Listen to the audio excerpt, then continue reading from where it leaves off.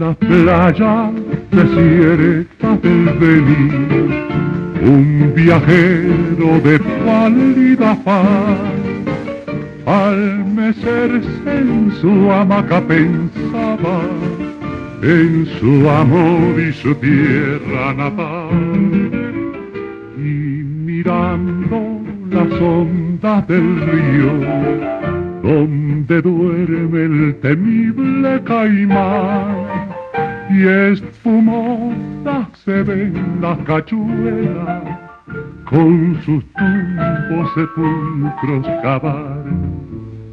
Ante el bello horizonte decía, tal vez niña no vuelva jamás, y el rumor misterioso del bosque contestaba, ya no volverá. Ante el negro horizonte decía, tal vez niña no vuelva jamás, y el rumor misterioso del bosque contestaba, ya no volverá.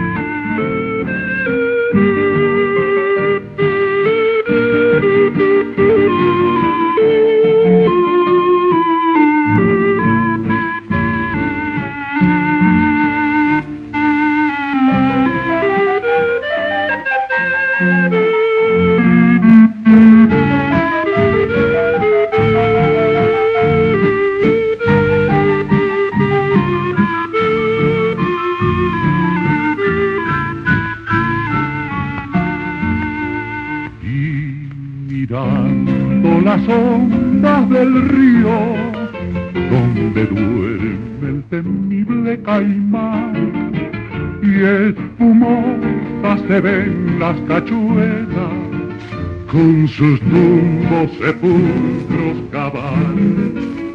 Ante el negro horizonte decía, tal vez niña no vuelva jamás, y el rumor misterioso del bosque contestaba, ya no volverá.